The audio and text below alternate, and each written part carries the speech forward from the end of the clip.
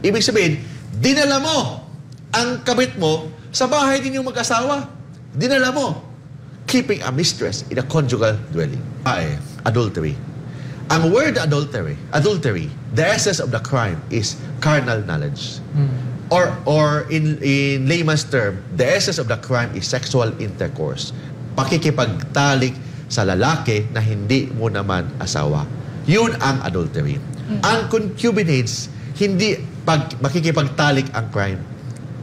Kasi, ibig sabihin, ikaw lalaki, may asawa ka, nakipagtalik ka sa babae na hindi mo asawa, hindi iyan concubinage.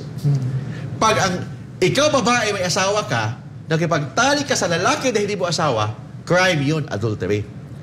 Pero, pag lalaki ka, nakipagtalik ka sa babae na hindi mo asawa, hindi yun krimen. Hindi yun krimen na concubinage. Kasi ang concubinage, tatlong circumstances ang concubinage. Ano yun?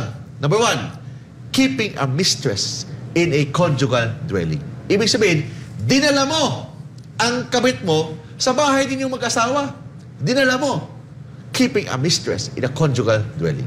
Second, you had sexual intercourse in a scandalous manner. Ibig sabihin, nagsasama kayo bilang mag-asawa, alam ng buong bayan na yan, na may asawa ka, lalaki ka, may asawa ka, nagbahay ka, or nagsasama kayo bilang mag-asawa ng ibang babae. Or third, you cohabit with her in another place. Ibig sabihin, for example, may katulong ka. Hindi mo naman yun, wala naman kayong sexual relationship ng katulong na yun. Doon sa labas. Pinasok ang katulong. Habang ang katulong na sa bahay na, kasi katulong may relasyon kayo. Can you be liable of concubinage? Hindi. Bakit? Sabi ng batas, kailangan dinala mo ang kabit mo sa bahay ninyong mag-asawa. Ibig sabihin, may relasyon na kayo habang yung babae na yan nasa labas ng bahay pa. Pero kung pinasok mo ang babae na wala pa kayong relasyon, nagka-relasyon kayo or nagbuo yung relationship ninyo habang nasa bahay na, doon ang concubinage. Ibig sabihin, pag dinala mo ang kabit mo sa bahay mong asawa, ibig sabihin, kabit mo na siya while nasa labas pa lang siya ng bahay. Pero pag dinala mo ang isang babaeng maganda, ginawa mong katulong, tapos nagligawan kayo doon, is it concubinage? Hindi. Kasi in the very first place, hindi mo naman siya dinala. Nandun kayo nagligawan sa loob. So hindi krimen yan.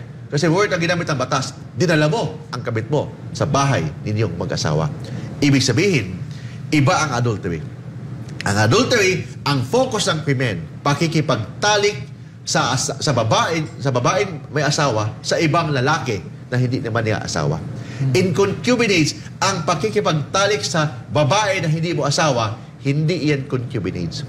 Maging concubinage lang yan pag binahay mo ang kabit mo or pangalawa, dinala mo ang kabit mo sa bahay ninyong mag-asawa.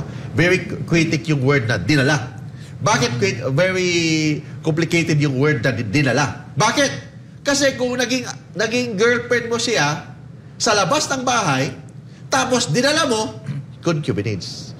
Pero kung hindi ba siya girlfriend, dinala mo sa bahay ninyo, and nabuo lang yung relationship ninyo doon sa bahay na, ibig sabihin, hindi mo dinala kasi nandun na sa loob habang naging girlfriend mo siya. Iba yun.